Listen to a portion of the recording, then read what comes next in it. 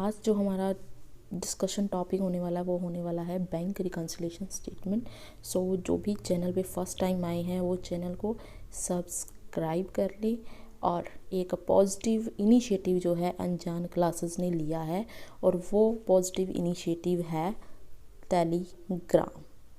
जी, Telegram पे हमने अपना एक जो चैनल क्रिएट किया है उसका नाम है इजी कॉमर्स विद अनजान क्लासेस। सो यहाँ पे आपको टाइम टू टाइम क्या है, जो भी हमारे लेक्चर्स की वीडियोस हैं वो भी आपको यहाँ पे मिल जाएंगी और साथ में ही आपको क्या मिलेंगे, MCQs। बिल्कुल, यूट्यूब पे तो क्या है, कम्युनिटी में एक एक क्वेश्चन जो है हम आपको अपलोड करते हैं, बट वहाँ पे आपको जो है क्वेश्चंस की एक सीरीज़ आपको वहाँ पे अवेलेबल करवा दी जाएगी। सो जो भी हैं, आप जो भी देख रही हैं, जल्दी से जाके टेलीग्राम पे इजी कॉमर्स विद अनजान क्लासेस सर्च करें और उसे सब्सक्राइब करें। So let's start today's topic, that is bank reconciliation statement. तो रिकन्सिलिएशन स्टेटमेंट क्या है, बैंक रिकन्सिलिएशन स्टेटमेंट क्या है, वो हम देखते हैं कि बैंक रिकन्सिलिएशन स्टेटमेंट एक अहम जो है टॉपिक है हमारे फाइनेंशियल अकाउंट्स में और आपके एग्ज़ाम के पॉइंट ऑफ व्यू से भी ये काफ़ी इम्पोर्टेंट है। Bank reconciliation statement, bank reconciliation statement में 3 वर्ड्स हैं। फर्स्ट है bank, then reconciliation and then statement. Bank हमें सबको पता भी है ऐसा प्लेस, रिकन्सिलिएशन का मतलब होता है किसी भी चीज़ में अगर कोई डिफरेंस आता है तो उसको कॉप अप करना। सो स्टेटमेंट क्या है, एक ऐसी स्टेटमेंट है जिसमें आप अगर कहीं पे भी कोई डिफरेंस आता है उसको आप रिकन्साइल करोगे। अब वो डिफरेंस क्या आने वाला है, अब वो डिफरेंस के बारे में हम यहाँ पे पढ़ते हैं कि कई बार क्या होता है, कोई भी बिजनेस फॉर्म है तो उस बिज़नेस फॉर्म में क्या होता है, बहुत सारी ट्रांजैक्शंस होती हैं। अब उन ट्रांजैक्शंस को करने के लिए बिज़नेस कहाँ पे जाते हैं, बैंक के पास। अब बैंक के पास अगर वो जाते हैं तो बैंक में वो अपना अकाउंट जो है वो ओपन करवाते हैं। वहाँ पे अकाउंट ओपन करवाने के बाद बैंक क्या करता है, बिज़नेस को एक बुक इशू करता है जिसे हम क्या कहते हैं, पास बुक। और सेम बिज़नेस की ही जो डिटेल्स हैं, जो ट्रांजैक्शंस हैं और जो भी उसकी बैंक ट्रांजैक्शंस हैं उसके रिगार्डिंग जो भी डिटेल होती है, स्टेटमेंट होती है, वो कहाँ पे वो रिकॉर्ड करते हैं, कैश बुक। अब हम एक एग्जांपल लेके चलते हैं कि अगर आपने अपने बिज़नेस की कोई पेमेंट कर दी बाय UPI, अब आपने यहाँ से कोई पेमेंट UPI के थ्रू कर दिया, अब आप साथ के साथ थोड़ा बैंक में जाओगे, उसी चीज़ को अवॉइड करने के लिए तो आपने UPI के थ्रू पेमेंट की है। अब क्या है, आप यहाँ पे क्या यहाँ पे डिफरेंस आएगा, जो बैंक वाले थे उन्होंने तो आपकी UPI की पेमेंट को रिकॉर्ड कर लिया, वहाँ पे डेबिट कर दी उतनी पर्टिकुलर अमाउंट, बट अभी आप पासबुक को बैंक में लेके ही नहीं गए, तो वो जब तक यहाँ पे नहीं जाएगी तब तक क्या है, इसमें कोई एंट्री आपकी UPI पेमेंट की नहीं होगी। सो यही कुछ ऐसे से कारण होंगे जिसकी वजह से पासबुक और कैश बुक में डिफरेंस आ जाता है, जो आज हम हमारे इस वीडियो में करेंगे। So let's start. Welcome you all in अनजान क्लासेस द कॉमर्स हब। जैसे कि आपको अभी हमने डिस्कस किया कि बैंक रिकन्सिलिएशन स्टेटमेंट के बारे में भी, वो क्या है, वो एक रफली मीनिंग था बैंक रिकन्सिलिएशन स्टेटमेंट का। सो अब ये जो है एक बुकिश लैंग्वेज में हम कह सकते हैं कि BRS या बैंक रिकन्सिलिएशन स्टेटमेंट क्या है, is prepared as on a particular date to reconcile the business as per cash book and as per bank statement as on that date by identifying the causes of the differences and showing their impact। सो वही बात आ गई जो हमने अभी discuss किया है कि जो बैंक रिकन्सिलिएशन स्टेटमेंट है ये क्यों हम प्रिपेयर करते हैं, ताकि बैंक स्टेटमेंट जिसे हम पासबुक भी कहते हैं और कैश बुक के बीच में जो भी डिफरेंस आया है उनको रिकन्साइल करने से पहले क्या देखेंगे, हम उनके कारण देखेंगे। तो कारण शुरू करने से पहले क्या रीजंस या कोजेस हो सकते हैं वो पढ़ने से पहले हम देख लें कि इसके क्या पर्पज़ है जिसकी वजह से हम जो BRS या बैंक रिकन्सिलिएशन स्टेटमेंट को प्रिपेयर करते हैं। तो पर्पज़ पहले आ गया, to detect any errors in recording transaction. अब कोई भी एरर अराइज हुआ है अगर किसी भी ट्रांजैक्शन को रिकॉर्ड करने के लिए तो वो हमें यहाँ पे पता चल जाएगा। तो ये इसका पहला पर्पज़ है। सेकंड पर्पज़ क्या है कि एक्यूरेसी चेक करना किसकी, bank balance and cash book. और बैंक बैलेंस को हम और क्या कहते हैं, बैंक स्टेटमेंट, और उसे हम और शब्दों में क्या कहते हैं, पासबुक, जिसके बारे में हम आज डिटेल में करेंगे। तो अब हम शुरू कर लेते हैं। रीजंस आप सब ने बहुत जगह पे पढ़े होंगे, पर आज हम एक ऐसे ट्रिकी वे से करने वाले हैं जिससे आपको रीजंस की क्लैरिटी हो जाएगी।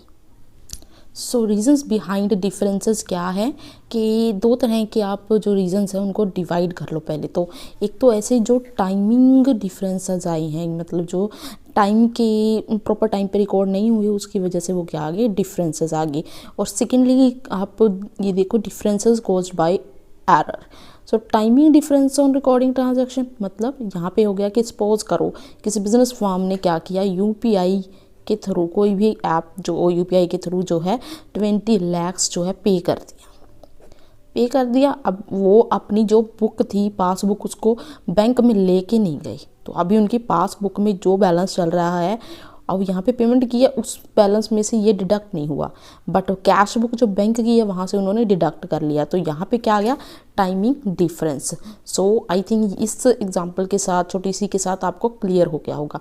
नेक्स्ट आता है डिफरेंसेस कॉज्ड बाय एरर्स। अब कई बार क्या होता है, एरर्स अराइज होते हैं, लाइक हमने ट्रायल बैलेंस में जैसे एरर्स पढ़े हैं वैसे ही कुछ एरर्स जो हैं दो तरह से यहाँ पे क्लासिफाई किए गए हैं। Errors committed in recording transaction by firm, कोई भी बिजनेस फर्म है उसने रिकॉर्डिंग के टाइम पे कोई गलती कर दी तो वो एरर्स हो गए, या बैंक की तरफ से भी जो है एरर्स अराइज हो जाते हैं। बिल्कुल सही, हमारे कोई फ्रेंड है, उन्होंने क्या किया, जो क्या कहते होते हैं, उन्होंने 9 लाख का जो है एक अमाउंट रिकॉर्ड करनी थी, उन्होंने क्या किया, 90,000 की रिकॉर्डिंग की। He is cashier in a government bank and बाद में उन्होंने जब at the end of day जब सब कुछ टैली किया तो उनको इतना, मतलब कि 8,10,000 का जो गैप आ रहा था। तो उस बंदे को भी टेंशन होगी भी क्या बात होगी। तो उन्होंने एट द लास्ट उन्होंने उस एरर को रेक्टिफाई कर लिया, आइडेंटिफाई कर लिया, और ये क्या हो गया यहाँ पे, errors committed in recording transaction bye bank. तो इस तरह की दो एरर्स के थ्रू भी क्या है, जो डिफरेंसेस हैं वो आ सकते हैं। सो ये क्लियर है। अब हम पढ़ते हैं timing difference on recording of transaction. So यहाँ पे पहला आता है चेक्स इशूड टू सप्लायर। अब क्या है, कोई ए लिमिटेड है, उसने कोई चेक जो है सप्लायर को इशू कर दिया, तो उन्होंने अपनी जो पासबुक है उसमें से तो उन्होंने क्या कर ली, एंट्री कर ली, बट अभी बैंक में जो कैश बुक है उसमें तो उनको तो पता ही नहीं है पेमेंट ऐसी हो चुकी है। तो यहाँ पे क्या होगा, आपकी मिसमैच हो सकता है। फिर cheques deposited to the bank for collection के लिए उन्होंने क्या किया, चेक जो है डिपॉजिट करवा दिया बैंक में। तो इस वजह से क्या हो गया, अभी भी आपके जो मतलब पासबुक है उसमें आपने एंट्री देनी है, कैश बुक में एंट्री देनी है, तो उस वजह से क्या है, बैलेंस मिसमैच हो जाएगा। प्रैक्टिकल करेंगे उसकी हेल्प से आपको ज़्यादा क्लियर हो जाएगा। C cheques received by the bank directly. अब जो चेक था वो बैंक ने रिसीव कर लिया, बट नॉट इंटीमेटेड, मतलब कि जो बिजनेस फर्म है उसे पता ही नहीं है। तो अभी उनका जो बैलेंस है वो किसके साथ मैच नहीं हो रहा, बैंक के जो कैश बुक है उसके साथ। तो ये क्लियर। देन आ गया insurance premium paid by bank. ये एक किस्म का, कई बार हम ऐसे कहते हैं कि किसी का कोई इंश्योरेंस है किसी फॉर्म का, उन्होंने कह दिया कि आप स्टैंडिंग बेसिस के ऊपर क्या है, इंश्योरेंस कट कर लिया करो हमारे अमाउंट में से। उन्होंने पे कर दिया बैंक ने, अभी इंटीमेशन गया नहीं पासबुक में और बिजनेस फॉर्म को, तो उस वजह से भी जो बैलेंस है वो मिसमैच हो सकता है। डिविडेंड रिसीव हो गया बैंक में डायरेक्टली, तो बैंक ने तो अपनी जो है अपडेट कर ली जो भी कैश बुक थी, बट अभी बिजनेस वालों को तो अभी पता ही नहीं है ना अभी, हाँ हमारा डिविडेंड रिसीव हो चुका है। नेक्स्ट आता है बैंक चार्जेस नॉट इंटीमेटेड। अब याद है कई बार हमें मोबाइल फ़ोन के ऊपर एक मैसेज आता है कि बैंक चार्जेस जो हैं, नॉमिनल से चार्जेस हैं, वो हमने जो है डिडक्ट कर लिए हैं। तो वो बैंक ने अपनी कैश बुक में तो एंट्री डाल ली, बट हमारी जो पासबुक है उसको कुछ पता ही नहीं है, क्योंकि हम लेके जाएंगे तभी हमारी पासबुक में क्या होगा, एंट्री जो है वो लिखेंगे। देन है next cheques dishonoured but not yet intimated. अब बैंक को के पास कोई चेक आया, ठीक, अब वो चेक ये भी हो सकता है कि बैंक ने कोई चेक रिसीव किया, कोई किसी ने पेमेंट की है फर्म को, तो उन्होंने रिसीव कर लिया, फर्म ने किया कि अपना जो था अपनी तो जो उनके पास थी ट्रांजैक्शन वो कर ली, बट अभी वहाँ से डिसऑनर हो गया, तो वहाँ पे भी उस केस में भी क्या हो सकता है, जो बैलेंस मिसमैच हो सकता है। अब हम करते हैं बैंक रिकंसिलिएशन स्टेटमेंट में जो दो मेन बुक्स हैं जिनका जो मिसमैच बैलेंस है इन रीजंस के थ्रू आता है उनको डिटेल में, और after that we will practicize the practical of the same, that is bank reconciliation statement. So cash book क्या है, एक ऐसी बुक है जो बैंक के पास होती है, डन, जिसमें बैंक अपनी जो भी डे टू डे की जो भी कोई ट्रांजैक्शंस हैं या कोई रिसिप्ट्स हैं, पेमेंट्स हैं, वो उनको एडलेस करता है। देन आती है passbook.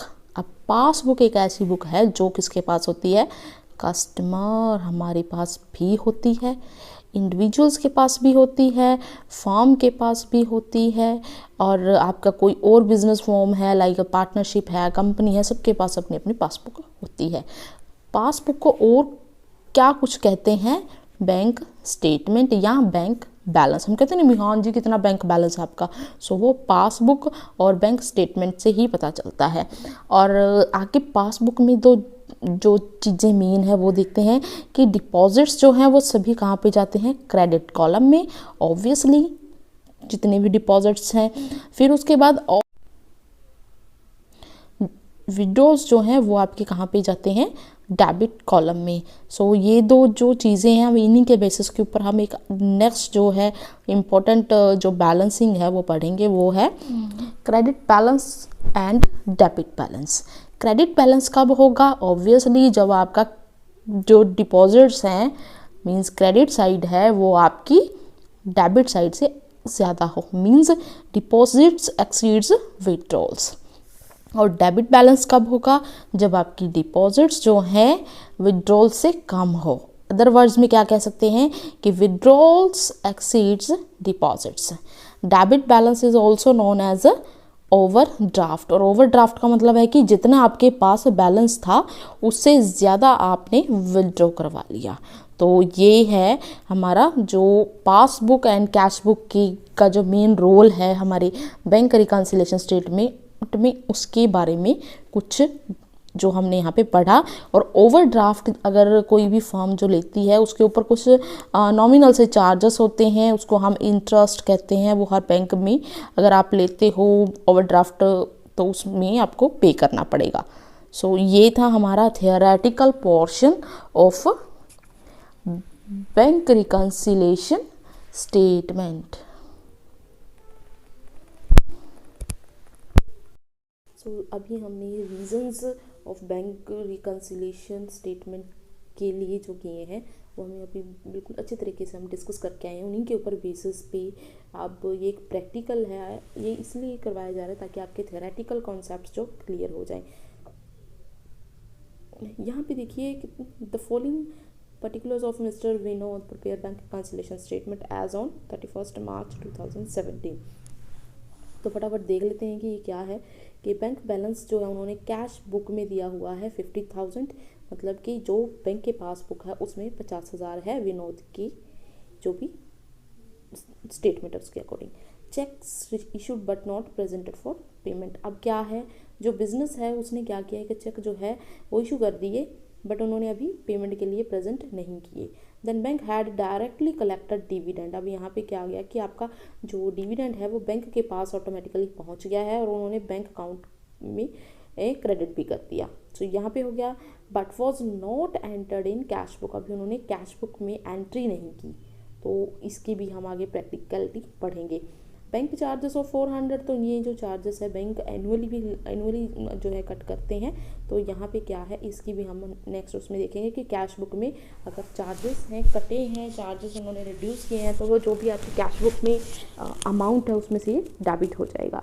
Checks for 6,000 rupees was deposited. अब एक 6,000 का जो चेक है वो डिपॉजिट हुआ है but not collected by bank, अभी बैंक ने कोई कलेक्शन नहीं की है। इसके बेसिस के ऊपर हम क्या करते हैं, अब एक जो बैंक रिकॉन्सिलिएशन स्टेटमेंट है on the basis of this balance हम प्रिपेयर करेंगे।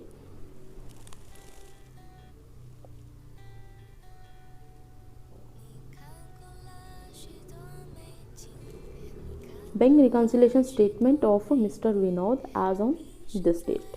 सो यहाँ पे देखिए हमारे पास बैंक में जो हमारे पास कैश बुक है उसका बैलेंस 50,000 दिया हुआ है, और जो cheques issued but not presented for payment है वो क्या है, हमारे पास 6,000 है। फिर उसके बाद ये क्या हो जाएगा, यहाँ पे प्लस एंड माइनस का जो ऊपर साइन दिया हुआ है, कई बार हम ऐसे भी कर सकते हैं और ऐसे भी कर सकते हैं। जो चीज़ें आप यहाँ पे ऐड कर रहे हो उनके आगे क्या लगा दो, ऐड। जैसे कि जो balance as per cash book है उसके सामने नहीं लगेगा ऐड, उसके बाद add cheques issued but not presented for payment, ये ऐड हो जाएगा। डिविडेंड रिसीव हुए हैं तो मतलब आपका जो बैलेंस है वो इंक्रीज़ हुआ है तो 8,000 यहाँ पे ऐड हो जाएगा। Cheque deposit but not credited by bank, तो अभी चेक डिपॉजिट हुए हैं, अभी उन्होंने अपनी पासबुक में ऐड कर ली है, बट अभी क्या हुआ है, बैंक ने अभी कुछ भी अमाउंट जो है वो डिपॉजिट में नहीं रिकॉर्ड की, तो इसलिए क्या है यहाँ पे माइनस हो जाएगा 6,000।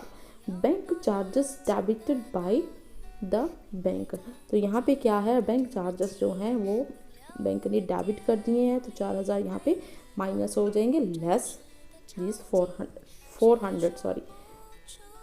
फिर आ गया बैलेंस एज पर पासबुक, ये ऐड लॉस करने के बाद आपके पास जो बैलेंस आएगा वो क्या हो जाएगा, आपका पासबुक के अकॉर्डिंग आपका बैलेंस। तो ये सिंपल सा फॉर्मेट था, ये बस प्रैक्टिकल इसी ही वजह से कराया गया है कि आपको कोई भी अगर कोई प्रैक्टिकल में कोई दिक्कत आती है तो आप यहाँ से आपको क्लियर हो जाएगा। आई होप आप लोगों को बैंक रिकॉन्सिलिएशन स्टेटमेंट जो है वो समझ आ गया होगा। अगर कहीं पे कोई क्वेरी है या कोई डाउट है तो आप कमेंट सेक्शन में कमेंट भी कर सकते हैं, और जो हमारा टेलीग्राम चैनल है इजी कॉमर्स विद अनजान क्लासेस, वहाँ पे भी आप डिस्कशन जो है कर सकते हैं अगर आपको कोई डाउट लगता है तो। और जो इस चैनल पे फर्स्ट टाइम है, चैनल को सब्सक्राइब जरूर करें एंड लाइक शेयर जरूर करें वीडियो को। Thanks for watching.